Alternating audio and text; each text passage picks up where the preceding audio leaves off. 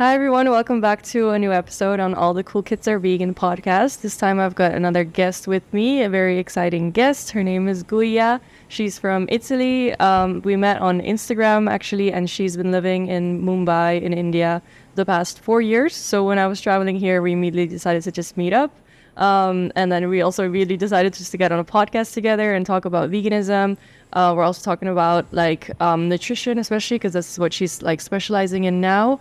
And yeah, I'll just give the floor to her to give a further introduction about herself. So welcome, Guia, on today's podcast. Thank you. So happy to have met you and to have you here today on a podcast. Even I'm so happy we met.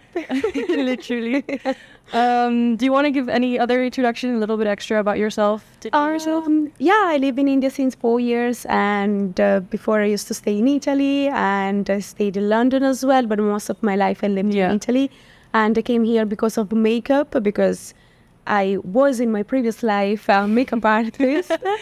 And then things started changing, but I'm still here. So, nothing. And where in Italy are you from? I forgot to mention. I'm from Florence, the city of art and of meat as well. Yeah, we'll get into that about your childhood and kind of how you transitioned to veganism, because I thought that was really interesting about what you shared yesterday. Let's get into the first question then, which is about vegan. So how long have you been vegan, and what was it in your life that turned you vegan? So I have been officially vegan since the last 4 years. I started to be vegan when I shifted here in India, but for the past 10 years I have been following a mostly plant-based diet, meaning that on 80-90% of what I will eat was on plant-based sourced, and then there's 10-15% was animal product, particularly was just fish, because meat and dairy products I already left it way long back time. And but somehow fish is always the last thing which we live. I don't know why, maybe because we're so disconnected disconnected from the sea, from that world. So I used to have like 2 or 3 times per month. And then I actually turned vegan 4 years back when I ordered online some shrimps, because I was craving for shrimps. And I was like, okay, I'm going to cook shrimps tonight. So I ordered them. And when they reached at home, they were in this package of plastic. And the shrimps were still intact, like with eyes and legs and all. And I was like, oh my God, no, I can't eat these. And suddenly I just stopped eating any kind of fish as well. I just took this back, put it in the freezer, and I think it's been there forever. You never took it out of the freezer? Never. Sometime came a friend of mine at home and said, you know what, take these shrimps with you. So I read off from that. But that is what actually turned me vegan. It was last time I ate something which was an animal product. But in terms of what has bring me to be vegan, I think has been a transition which lasted forever from the day I was born, I guess. Because first of all, I grew up in a farm vibe. So my uncle, they hunt as well. And I used to be surrounded by animals, from chicken to rabbits to cows, pigs, and all of those animals. And I always been taught to respect them, to know them, to love them, to pet them, to feed them. And then suddenly I will find them over my plate. So I was like, this is so weird. Why you teach me to love them and to have respect of the nature? And then I have to eat my friends. So since I was a child, I was like, okay, this is wrong. This is ethical wrong. There is something wrong. Then when I developed more consciousness, more knowledges, then I dropped naturally all this kind of food. Like it just happened naturally. I never decided from one day to the other one, okay, I wanted to be vegan. I just followed my purpose and my ethical, and it naturally happened. Amazing. So it's been a beautiful journey actually. I realized I was vegan, like, oh, I'm vegan actually. In that way. That's so interesting that your childhood had such an impact on you, because from an early age you were exposed to all these different animals, right? Like you were actually petting them, etc. How often did you actually get to experience, like, when the animals were slaughtered, did you know that it was about to happen? Did you know when it happened, and have you seen it happen? I seen happened many times, especially chicken is like, it was a normal thing for my grandma also. Really? I'm just going take a few chickens that she will come back with the chickens, by the neck and just taking them like nicely at home and pulling out the feathers. While they're still alive? No. No. When they pull out the feathers, they are really dead. Thank God, at least they are suffering more. And rabbits obviously just hold it from a leg. They are just hold it for let the blood come out. Then it was a pretty horrible situation also when there was this pig, which I was particularly in love with. And one day that pig was not there anymore. I was like, Uncle, where is the pig? And he told me, come, I'll show you where we put the pig now. And he took me in this like a small room where he will keep all this meat. And this pig was being slaughtered and cut it in pieces, and it was just hanging with, those hangs in metal.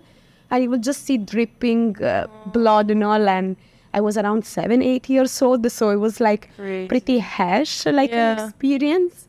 Then even my cousins, they all would used to make fun of me. They would just take rabbits and pull the neck and say, I kill it, as a joke. Oh my God, yeah. So those things, I think, at one point, they just impact my vision, my way to live, and my choices. So, I think by now I'm grateful I seen all those things because maybe, who knows, maybe I would have not turned it vegan and I will not be so empathic with the surrounding if I would not have experiences those situations. No, that's so true. I embrace that as well. Yeah, no, that's good. Yeah. How many years actually does it take? Like, how many years was that pig, for example, at your farm? Would you know? Would you remember? Like, how many to grow that pig? From what age did your uncle have that Well, pig until you the keep slaughter? it for a few years. Yeah. Like, it's become like a part of the family. Yeah, Because even if you keep it for 5 years, imagine 5 years, you are keeping it, right? You are naming it, you are giving Did you have names for them? Yeah, and it was actually called Guia. It's so funny, but it was actually called Guia. My uncle had named this pig Guia. It's like, okay. Like now I'm laughing, but it's a very funny story. Like, Oh my days. So at that time, I don't remember how many years it was this pig, because obviously I was already I was still a child. I was 7-8 years old, so I can't remember.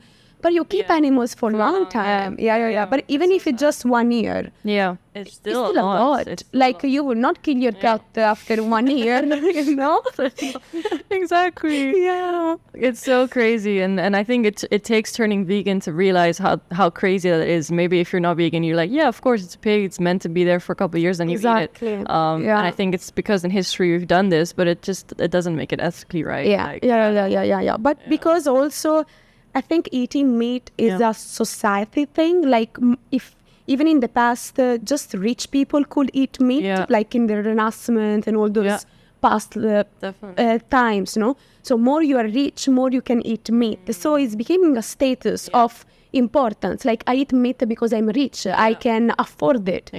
Definitely. But before, anyway, even if they were eating meat maybe once every 10 days. Right. Every 15 days, because you had to go and hunt it. So it's not that easy. Exactly. They are not waiting there for you. And, hey, hi, help me, I'm here. They're escaping.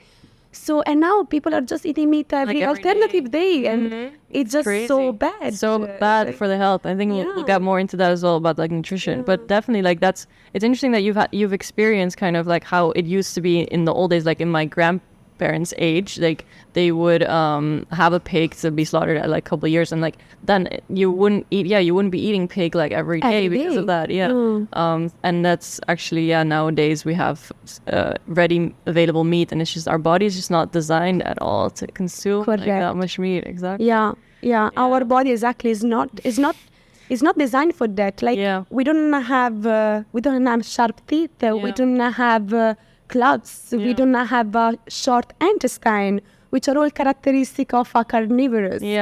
We are meant to have the same diet of the most strongest and big animals, like giraffe, gorillas, all the herbivores, birds, or rhinoceros. why we don't ask them where are they taking them protein? Like they also take proteins, right? Because we eat them to take protein, but they are not eating meat as well. Yeah, and they're the strongest animals, like a gorilla. And the strongest animal, like a bull, if he's taking you, I don't think if you will be happy, you know? Yeah. No, exactly. And I think it's a common, like, people have this idea, right, that we're omnivores, so we're supposed to eat meat, or people actually, the carnivore diet, which is just the weirdest diet in the world. Yeah, and even that is extreme. Like, people see veganism as extreme, which everyone has his own opinion, so I can agree and not agree. But even carnivorous is an extreme thing. It's just societally accepted. Right. So we never question ourselves if it's the right thing or not. We grew up like that. We were born in that society. So we tend to have to do things like in loop without even asking ourselves. 100%. Because if actually we start questioning, we understand that it's not a natural thing at all doing that. Exactly. Yeah, I think a common argument against veganism is, it's natural to eat meat, and the nature argument actually comes up a lot. I think there's appeal to nature fallacy, and because it's like we've done it in the past and it's like natural. But I think if people were to realize where their meat comes from nowadays, how they can see these animals are bred into existence, like nothing is natural about the process of eating meat today in the world. Correct. You know? Yeah. It's actually crazy. And again, even in the past, like people say, but our how you say Eve? No, Eve, like in the past, ancient? Our ancestors? Ancestors. So people say, our ancients used to eat meat and all. Yeah. But again, they used to hunt. Right. And that back in the day, they didn't had guns and all. So it was not that easy going and hunt. They were actually cultivating. And then once in a pond, they will eat meat. But at 30 years old, they will die because they will eat raw meat. So I don't know if you want to do a caveman, but without gun and without putting animals in cage. Because that is too easy, be a caveman, you know? But that's the thing as well. The appeal to nature argument is kind of like, they're saying we should do it just because it's natural to do it, but we don't do anything that's natural anymore in society in general. Like we have houses, we have AC, we have a fridge, we have internet. Like none of this is natural, right? Like then you should be living in a cave, like you said. And like if you want to have that argument of like, but meat is natural to consume. Yeah, exactly. So there are people who say, but what do you do if you go in a desert island? What do you do if you are in a cave? Like, I don't think you're going to eat meat, but you cultivate your zucchini, maybe, you know? Listen, what is actually, if people ask you that, because people do ask you that, what is your response? Because a lot of people say like, what if you were stranded on a desert island? Would you eat meat? I don't know what my answer would be, because I don't want to kill a pig, honestly. And my answer would be, I will have rather a different conversation with a person who can make more constructive questions. Okay, fair, yeah. Because I don't think it will be happen, and it will happen is a survival thing, which is a completely different That's thing. The thing, yeah. Here we are not talking about survival. Here we're talking about choices. Yeah. Because we can choose, you can choose every day what you can eat and what you want to eat. No one is putting a gun towards you and tell you have to eat this because you don't have choices. Survival and choices are two completely different things. So it's a question which is not even possible to answer, because it's just so stupid. That's a question that... But if you're saying it's a choice, then if we get to that one, we're just talking about vegan arguments now. But if people do say, it's my personal choice, I find that a hard argument to deal with when people say that, because then I feel like they're forgetting, the victim of their choices. Because then the survival thing definitely comes up, and then definitely the choice, and then I guess it's hard with the vegan advocacy then to kind of make them realize that their personal choice, has a victim. I guess we just have to inform them of it, and then once they know, I guess they can make a better decision. Yeah. That's true. But also true that people think it's them choice because they don't actually see how that thing is happening until it reached to the plate. Yeah. Because if eating and killing animals, slaughtering animals was a natural thing, why we always turn on the other side when someone is trying to show up how actually an animal is raised and killed. Yeah. We don't want to see that. don't want to see it. If it was a natural thing, you will watch it normally, right? But we don't do that. Yeah. So There was a... again, it's just societally accepted. Right, but it's not. We're not naturally inclined to see that, because I think who was it? Gary Yourofsky was the vegan. He's a vegan advocate. He, in one of his speeches, he said that I think it was him at least, that if lions see blood and stuff, it makes them salivate. It makes them want to eat the dead animal. Yeah, it makes them really, it makes them enticed to eat the animal. But if we see blood, we get disgusted, Right. And then I think there was a picture of a dead animal or something, and strawberries, and you'd want to eat strawberries, you want to smell the strawberries, your mouth can start salivating from seeing really Correct. fresh strawberries. But if we see an animal or a dead animal or blood or pus or whatever, We must feel disgusted. yeah, exactly. So that just shows you enough about our natural incline to what we do want to eat and what we don't. So we're more herbivores, literally. And even our ancestors, if we look at the apes, we come from apes, and apes are herbivores. Our digestive system is a lot more similar to a herbivore than it is. Of course, so we to have a long carnivore. intestine. Yeah, so exactly. we need to process fiber. Yes.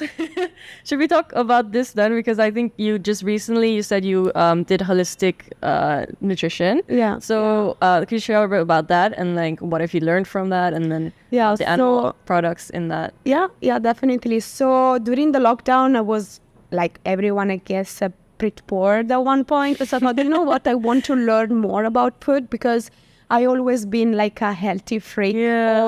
I always been very fascinating to understand how every single food item has an impact on the body. Nice. Because food is just not fuel for our cells. It's also carrying energy, right? So is very fascinating to see how you feel much better if you eat certain items instead of others.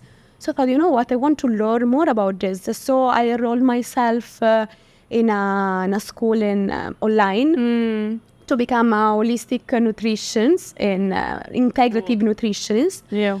And it's there that I came to know many things. It was like, oh my God, this is blowing in my mind. Don't go on meat, because we all know how That meat meat is is- bad.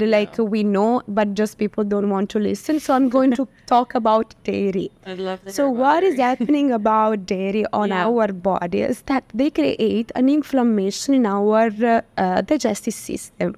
Wow. So what the brain do for not make us feel the pain, Really? it start producing endorphin, which is the natural drug with analgesic properties. So actually the body start to become dependent of that extra endorphin production from the body, where you feel good. Yeah. And you say, after eating cheese, I feel good. yeah. No, you don't feel good. Is your body's producing more endorphin. So every time is asking you to eat repeatedly that food. So then it creates more endorphin, and you go in a loop, in a loop, in a loop.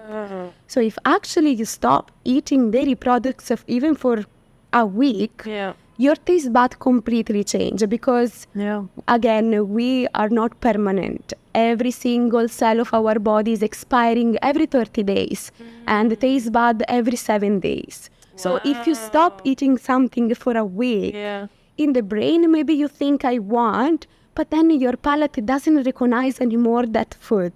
Wow. Yeah, how the way the body is working is magical. We are a perfect machine, and we just have to learn which kind of fuel give to him, Wow. Yeah, That's so and cool. is also another very interesting thing about cheeses and dairy Yeah. products is that firstly they contain lactose, and we lose the enzyme to digest lactose at 3 years old, because we don't need the Yeah. milk anymore. Yeah. Any other species stop to have milk at one point. infancy, yeah. Just as a human being, our mother doesn't produce milk anymore. Okay, I'll take it from another animal. Don't problem. Why? So this is the first lactose.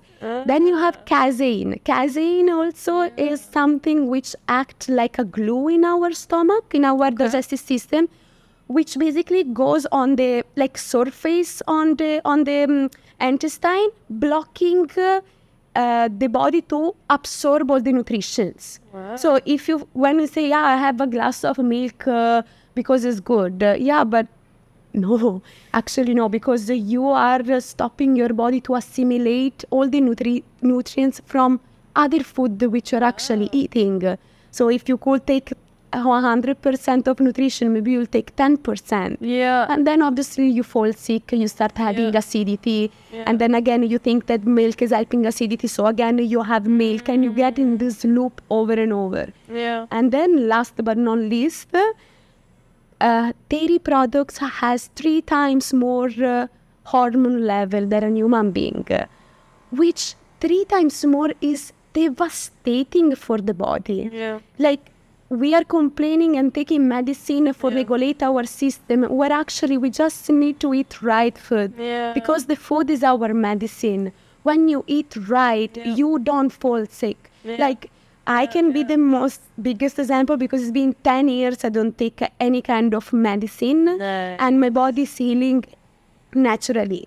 Obviously, I can take a cold, a flu, that is a normal thing. Yeah. But after 3 days, I'm completely healed. There are people that from a flu, they take 15 days. And if that happens, you should ask yourself, what am I doing to make this happen for 15 days? Right. Maybe my body is weak. Also because like 90% of our immunity system is produced in our stomach, in our digestive system. Wow. 90% of it. Wow. So if you eat right, you are like so strong that nothing can kill you, you know? Wow, yeah.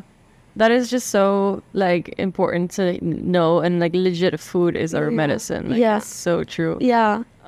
Food is medicine. And we only eat right when we fall sick. That's when we're like, oh, maybe I should eat an apple. Yeah. You know? No, seriously, it's true. That's so And I see so many people just popping pills one after the other one, because first of all, we are living in a society which is very fast, so we don't want to lose time for ourselves. Wow. Like, I'm sick, I have to go to work, I take a pill, but it's like if you just bang to like your head to the door, and you go to the doctor and you say, I'm banging the head to the door and they feel pain, and it's giving a pill. Then you go back home, you take the pill and you keep banging the head to the door. Yeah. Maybe that pill is not going to work, right, at one point, because you still doing the same thing. Yeah. Same thing with the food. You can't pretend to heal your body if you eat the wrong food. Because again, it's fuel, right? Yes. It's energy. Yeah. Wow, I love it. That was really powerful analogy.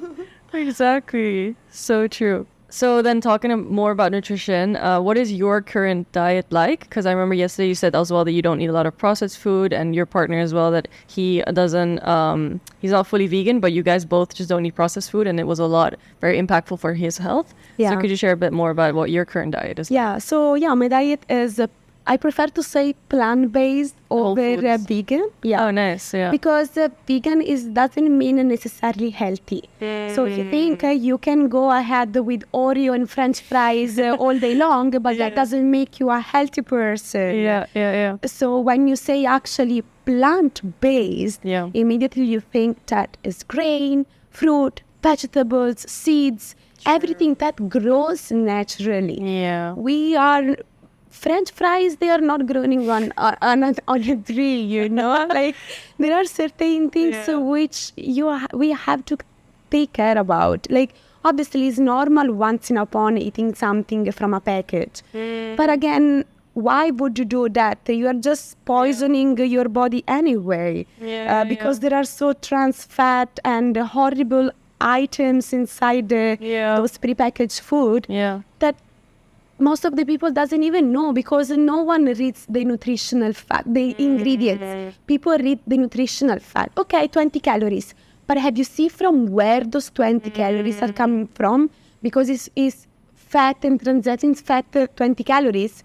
I prefer having 100% calories from chickpeas, for example, but I know it's a whole food. It's giving me fiber, it's giving me protein, it's giving me carbs, it's giving me everything my body actually needs. And again, going back to the topic before, that food is not just fuel but is also energy. When you actually eat whole food, has a huge impact even on your emotion, on your way to show up to the world, because you are immediately more aligned to yourself, and that energy from the food is actually able to flow freely in your body, in your soul, in your mind, because you are nourishing 360 degrees of your body. You are just not putting food in your stomach because you are hungry. You are nourishing the whole yourself. Yeah, what your body needs. Yeah, we are not made by, how you say, like drawers. Like I open one drawer, which is the stomach, and then I open another one, which is the brain. No, what you put in your stomach is going to nourish everything. So eating whole food is very important. Paradoxically, I would prefer people eating whole food and plant-based food 80-90% and keep that 10% of cheat day, if we want to call it like that. If you like egg, or if you go out and you want to order a cake, it's fine. There is not the vegan police who is coming and pick you if for once you did something which is not extremely ethical. But already, if you already have a 90% of a whole food diet, apart of having a huge impact on the surrounding, because you reduce it for the 90%, you have a huge impact even on yourself. In fact, on my Instagram, about more than talking about veganism and promoting a vegan diet, I actually promote a healthy lifestyle, a whole food diet, and I saw how many people has improved them health just because of eating healthy, of eating clean food, of switching sunflower oil with coconut oil, switching white flour with a nice nourishing flour like quinoa flour, jowar flour, whatever, rice flour, like with health nutrients.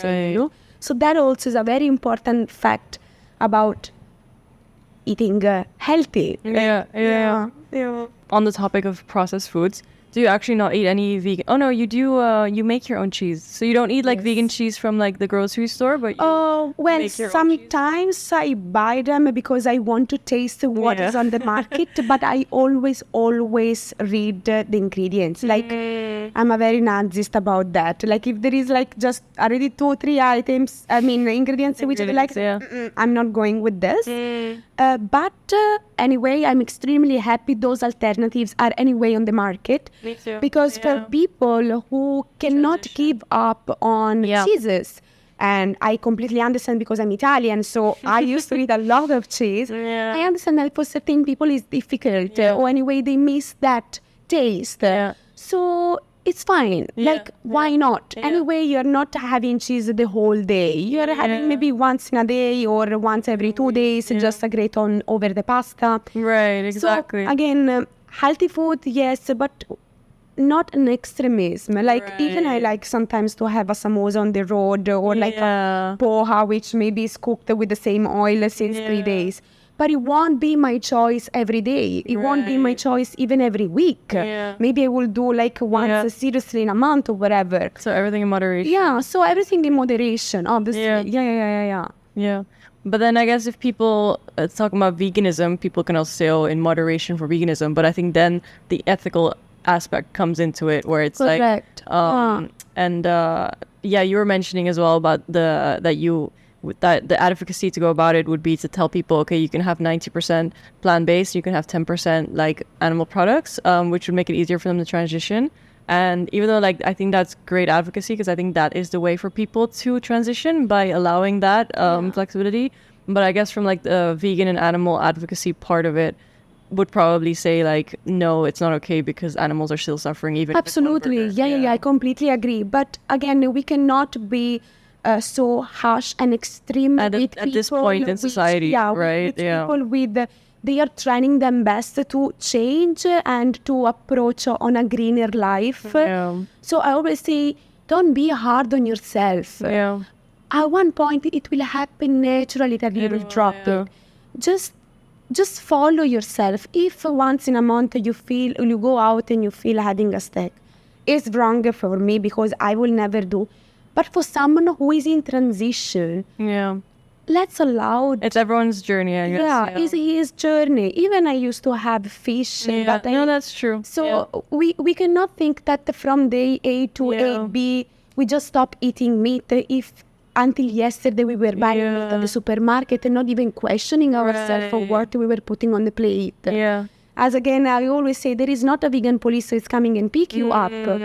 The police is yourself. You have to understand what is right and what is not. And when you start actually having a more green life and a green lifestyle, because again, vegan is not a diet, it's a lifestyle. It's a lifestyle of compassion.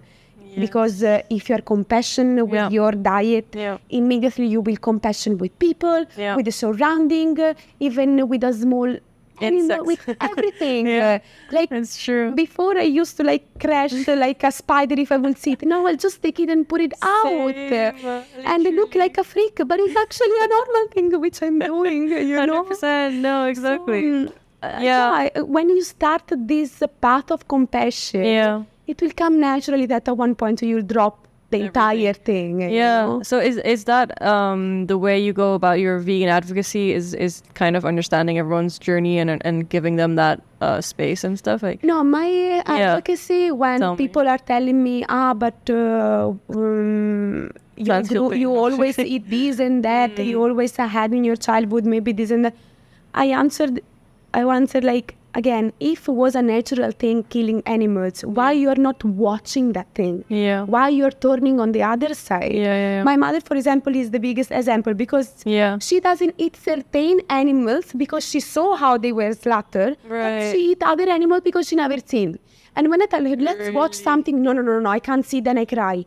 So you realize that is wrong. You realize, but again, society has putting in our brain so many thoughts, so many things which we think are coming from ourselves, but actually just society. 100%. And for other people, it's difficult to remove those thoughts from themselves if they don't have enough strength and consciousness. Interesting. And is your family then, is your family vegan? No, none of them. They are hunt. They are going proudly eating meat and killing them. So when you go back to Italy, how is it for you with them? And well, at home, to my proper house with my mom, my sister, my grandma. My sister, she stopped eating meat because of me. She dropped most of those items because she started using her intellect and understand how certain things works.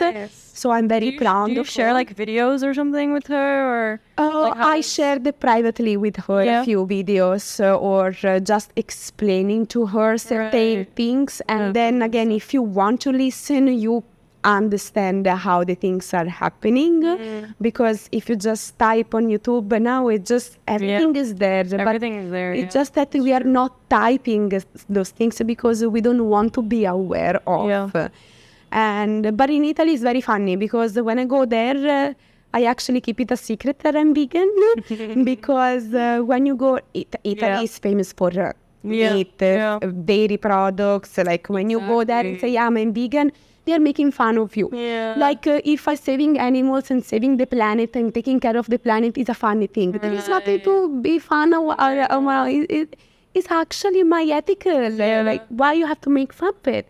So I'm just saying, I'm just going to order the vegetarian food and then saying I'm intolerant to dairy products. So then they end up making vegan food. So without that. And here is the opposite. Like when I'm here, I make fun of people. They'll tell me, I'm not even vegan. Oh, really? You don't eat vegan? You don't like vegan food? So you hate dal, you hate khichdi, you don't like dosa, you don't like idli. And I can see how they become red because they realize that that they've never tried vegan food in their life. Like everyone's had potatoes and fries and everything. I don't like it. Oh, so you don't have dal every day. Right? Exactly. Yeah. But it's so crazy that lactose intolerance is more accepted than like and understood in restaurants than like veganism, where it's Yeah. like if you're vegan, then they're just like, Yeah. okay, but you can eat cheese, so just eat it. Yeah. You know. So and then if you say like you're lactose intolerant, then they're like, okay, let me make sure there's no cheese at all in your meal. So poor person, you cannot eat cheese, you know. But if it's a choice, I say, why you do this for yourself? Food, cheese is so good. Yeah, even an animal is so good by itself. Yeah. It's very happy. Like I know. It's actually crazy. But so how is it then, since you've experienced veganism both in Italy and in India, just about your experience of living in those two places and being vegan? well, here is very easy to be vegan, to be honest, because most of the vegetarian items in India are already vegan by the tradition. but Again, without the ghee. yeah, without the ghee. Like you can just tell without ghee. For example, when you have a dal in the restaurant, they put they'll put the ghee on top. Yeah. You just tell them without ghee is fine, and they won't put it. Or again, But the dairy is heavy, no? In India. there is heavy. There is very heavy. But again, what is like most of the vegetable, for example, most of the curries and all, they are made with coconut milk. Yeah. Dairy products are used most in dessert. That's the sad part. Yeah. Desserts here, I can't eat any desserts. Yeah, the dessert, they are here a lot, the dairy products. Yeah. And also it's difficult here to make the people detach from, take detachment from the dairy products, because here is not about a culture, but it's more about religion. So it's something that for people is a very personal thing. And when you tell them cheese is not good for you, they refer immediately to gods, Shiva, or Krishna. So it is also difficult having a conversation about the nutritional fact, because they just see it as a religion thing. So at that point, I don't even put my hands inside. Difficult, because it's a very difficult topic. It's a very delicate topic when we talk about religions, because you touch even the ego of people. So I think this is one of the main reasons why India is one of the biggest country to have vegetarian people, but not vegan people. Because everyone loves have chai with normal milk. Because cows is seen as a holy thing, right? So whatever the cow is giving is good to have. I actually just the other day I ran into cows on the street, and there were like a lot of cows all together. So I asked the people like, why are all these cows here? What do you do with them and stuff? And they were like, oh, there's a temple nearby. So wherever you find a temple, you'll find some cows near there. So I was like, okay, that's interesting. And I was like, are you milking the cows? And they were like, saying, no, the cows go to be milked somewhere else, not like near the temple. And I was like, okay. But the thing is, so yes, you're right about the cows are holy, facts. But I don't think I don't think the people here in India know what actually happens to these cows eventually, right? Because all of these dairy cows have to be slaughtered, or even to have a dairy cow, you need to have a calf. And if the calf is male, the male cows are slaughtered. So like, I feel like they think like, oh, it's a holy, like we don't touch cows, they're holy, we can't even, it's but not even allowed. Most of the people eat also cows. I mean, not the Hindus, but not the Hindus, but I'm saying like India is not just Hindus. No, for sure. But that's the thing. So they have this idea that, oh no, like it's totally fine. Dairy cows are holy, so we don't do anything to them. But the reality is that cows do get slaughtered, just in different states. Because I know that in India, not every state is allowed to do cow slaughter because of the religion, right? But then these poor cows, just get transported to different states where it is allowed. So it's actually, I didn't know that. Yeah, so it's actually even more intense for these cows because they have to go through such a long journey just to be slaughtered in like a state where it is. So it's a really like difficult issue here in India, because yes, cows are holy and they're supposed to be treated right, but India is the biggest beef and leather exporter in the world. Correct. Yeah. So it's hilarious. Well, it's so hilarious. It's ridiculous. Yeah. It's really, really sad. And I feel like, people need to wake up and just realize that dairy is not non-cruel. It's cruel. And like, it's, We're saying dairy is not cruel. Dairy is cruel. It's And, cruel. like, Honestly, before I will see certain videos on how dairy products has been made, I had no clue. crazy, I right? had no clue on Right. what is actually happening. I know. Like I was like, it's like slaughtering them. Like having a glass of milk or having a piece of steak It's is the exactly same the same thing. You are still giving money to the same industry. Yeah. You are still doing that. And Yeah. why you want to have that? There are so many hormones, there are so many antibiotics, there are so many pharmaceutical products which they give to cows for keep them numb, because obviously they understand where they are. They are extremely intelligent. They cry for days when the baby has been removed from them. So they give antidepressive, they give medical, they give So many extra medicines they give. hormones. It's crazy. And then we say, this generation is depressed. Of course, it's taking antidepressive from the food. In the moment the food has been digested, you are depressed. Because you have certain medical things inside your body that you don't even think you're actually having them. And the energy thing that you mentioned before, it's the same thing. You're eating this energy, also with meat especially. You're eating, like, the animal went through so much suffering, and that suffering you're eating, like, literally.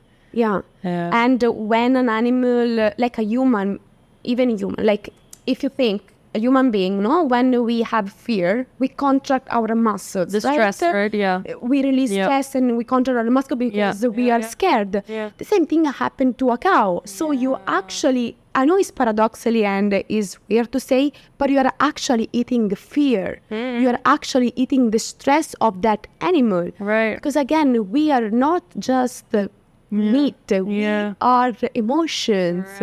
We are soul. That's why we are praying for a God, because we think we are also a spirituality thing, right? So if we pray to a God because we think that spirituality is important, why we are eating bad emotions from another animal? You know? It's just everything. It's just so controversial. That's true. And I think maybe the second then that you align with spirituality and stuff, maybe then you're also going to be inclined to do more about, like, non-cruel foods, because then you're just more aligned with yourself. And you know, I think maybe that's why with yoga, because you also did yoga course and stuff. I think yoga also has then veganism and stuff. Or in fact, when you do a yoga teacher training, you are not allowed to eat any kind of animal products. Really? Because you have to follow a Sattva diet, which is a clean diet, a not energetical, alterational diet. So you have to eat food which is not aggravating your own energy. Paradoxically, even onion, coffee is an exciting thing, right? So even this has been removed from the Sattva diet. But imagine if a coffee has an impact on ourselves. Imagine an animal, no? So, or a dairy product. So we all know that this food is not right for us. And then when I was doing the yoga teacher training, there were people who obviously they were eating meat, right? They were just normal diet. And just after a week, they would say, I feel so much lighter doing exercise. Like now I can bend myself and do certain things which I could not ever even imagine. Like I feel so good and aligned with myself, which can be yoga, but it's also the food, right? Because you are nourishing the body and the mind as well, and the soul as well. Nice. So you are what you eat, I guess. We are what we eat, and we have to remember that animals are here with us. They are not here for us. Like, I'm not a religion person, I'm a spiritual person. But if we want to talk about religion, if we really think that God has created us and the animal, why he will be so cruel to make tons of different species of animals just for us? Why? Every animal is important for him, for her, wherever God someone is believing with. And why would he create animals that can feel, that can suffer? Why would he create these animals and then for us to conflict so much to them? Like, it just doesn't make sense. And also, like, the I think when you're doing vegan advocacy, the hardest argument, like you said, religion is the hardest argument. If people say, oh, but God put these animals here for us to eat. And I think a common, I think Earthling Ed, he has a good argument against that. He also finds that that's the hardest argument to deal with. But he says if people say like, oh, but God created these animals for us to eat them, then he says, look, just imagine there's a room with the devil and Jesus and a goat. Now, who of the two would kill the goat?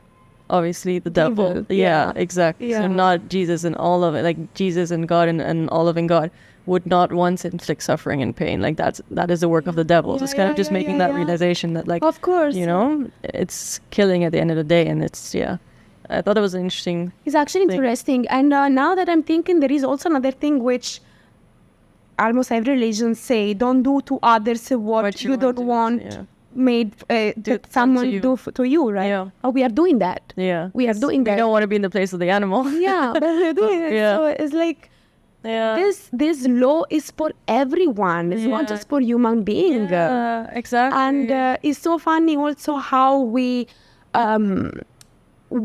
think that other cultures or other people from other religions are crazy or are assassins because they eat animals which for us are pet. Like why Chinese will be assassin just because they eat dogs and cat? Is not dog and cat the same thing of a cow? Yeah. Like, why? Yeah.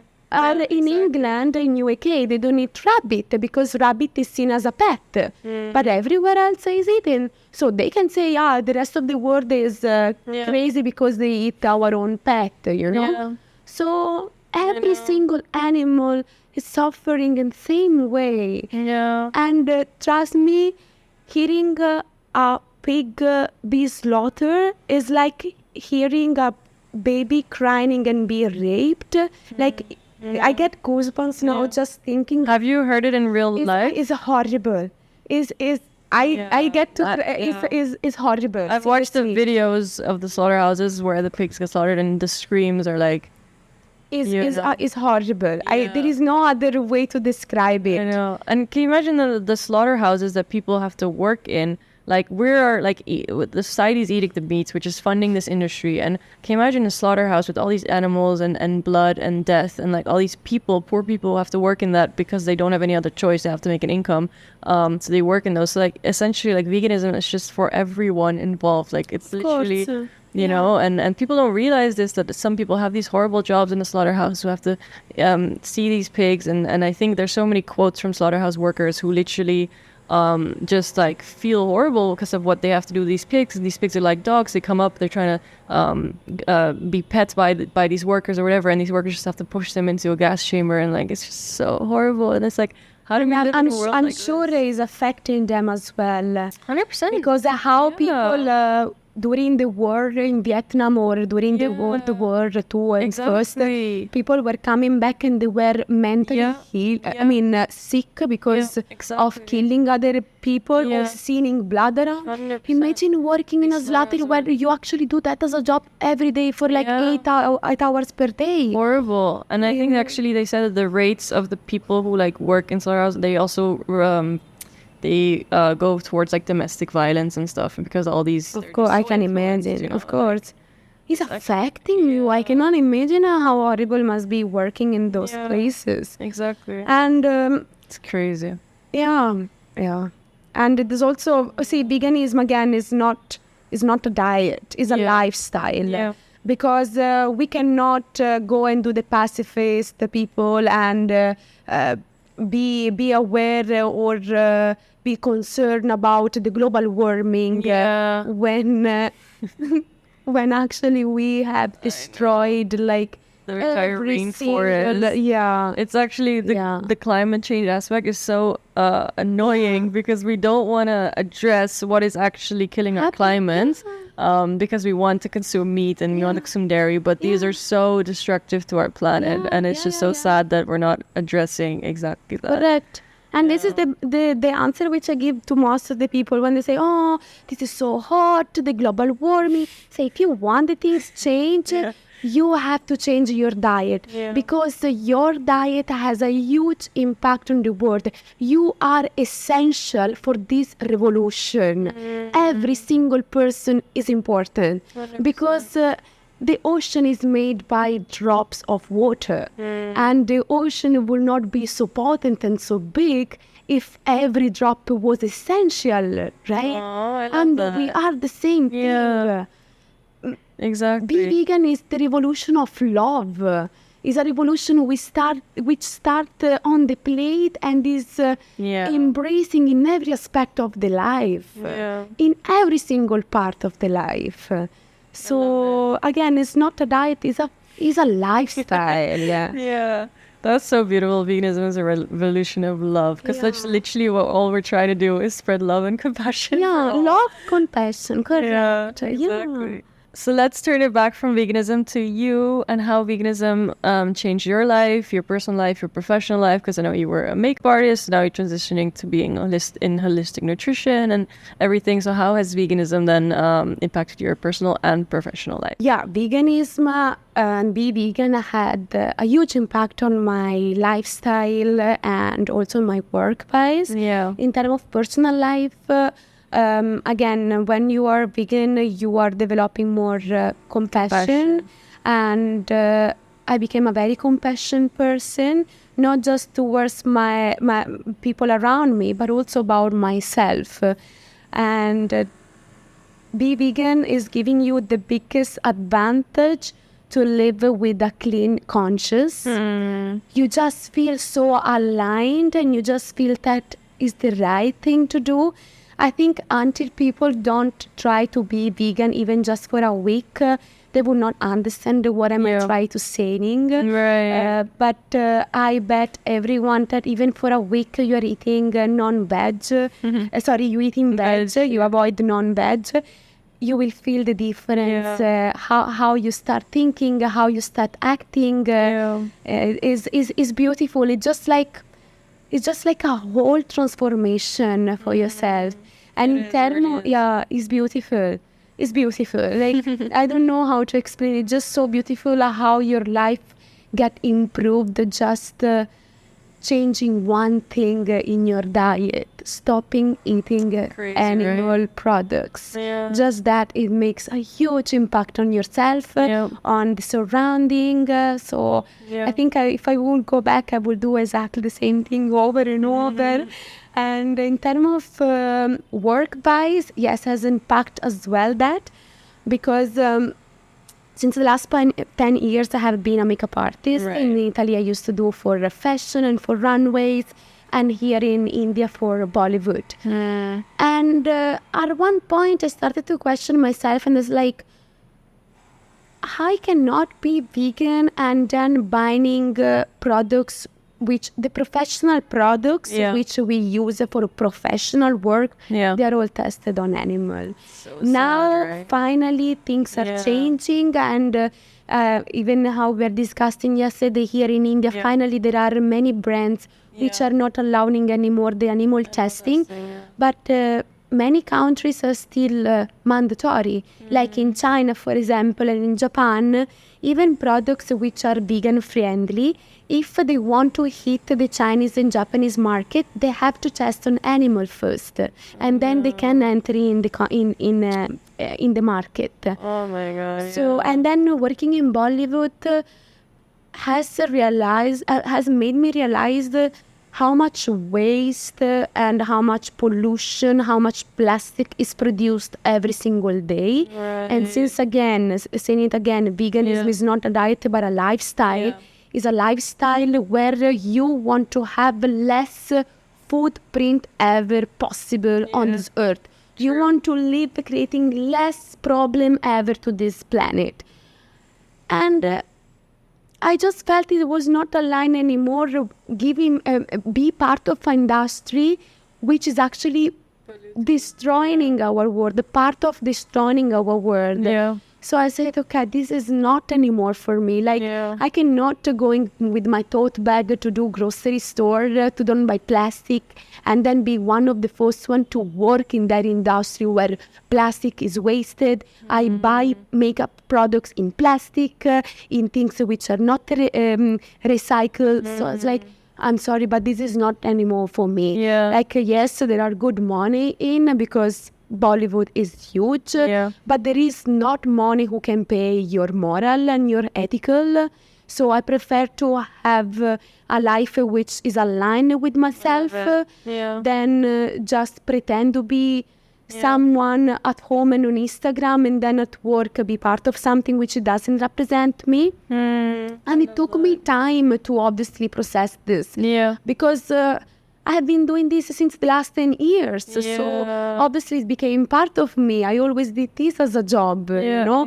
And but I'm very happy for this choice. I'm very happy. In fact, since the lockdown, I always cooked. Like, I'm Italian, I think everyone who is Italian knows how to cook.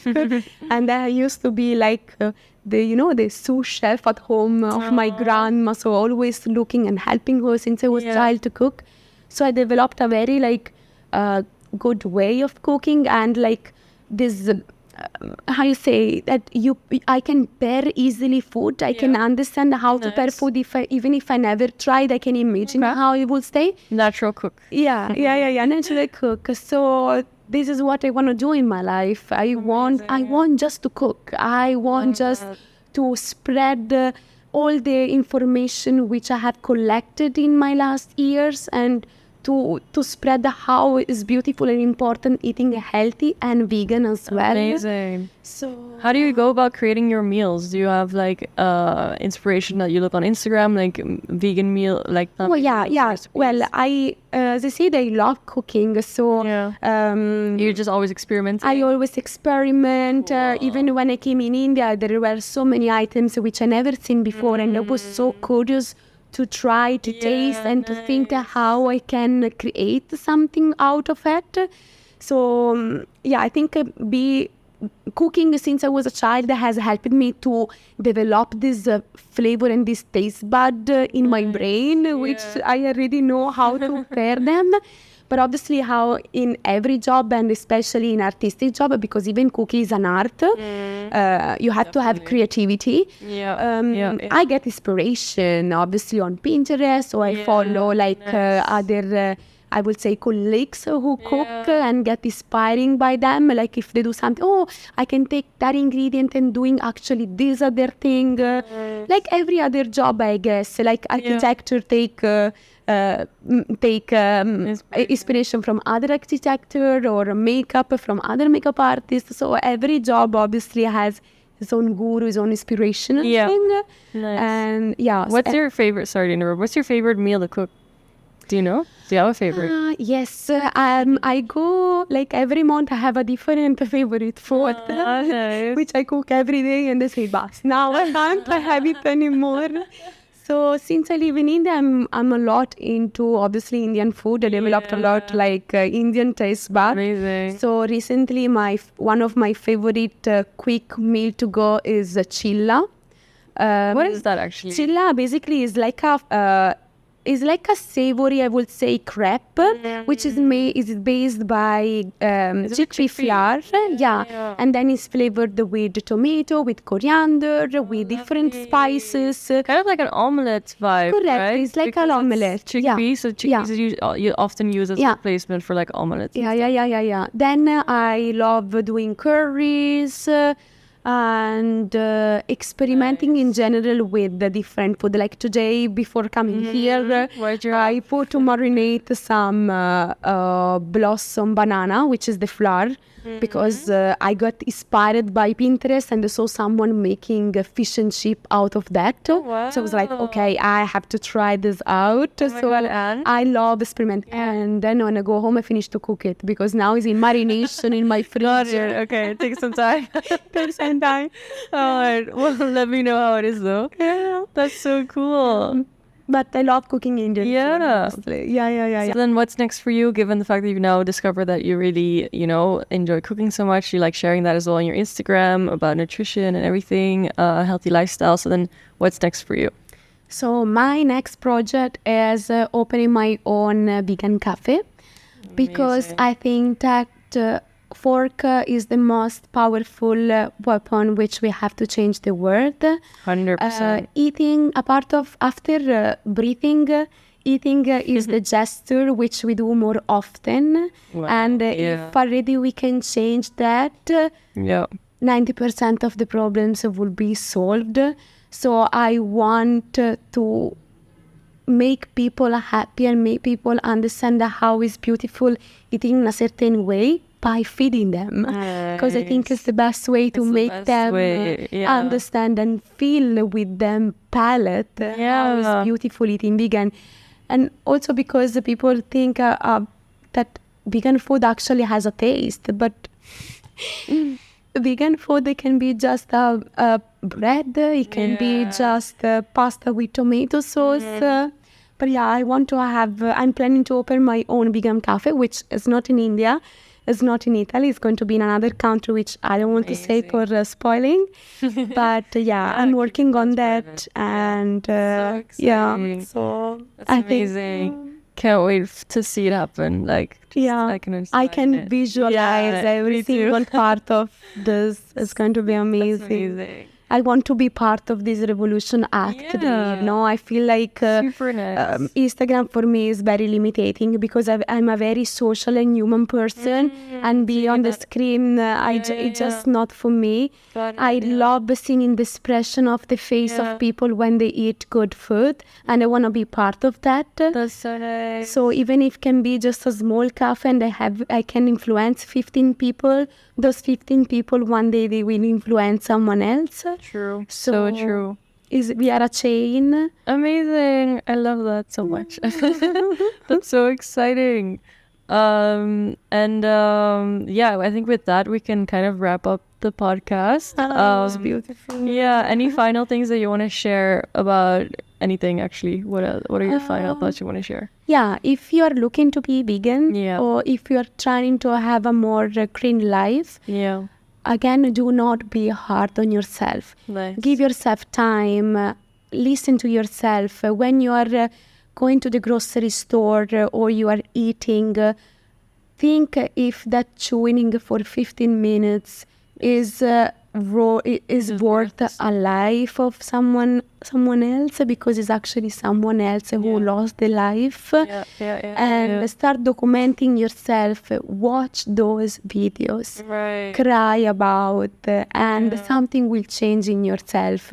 And don't worry, because it will naturally happen. You just have to be open. And again, don't be hard on yourself. Don't try to change your diet from one day to the other one, because then you will feel very frustrated and you will just drop it off. Yeah, true. So just go slow. Gradually.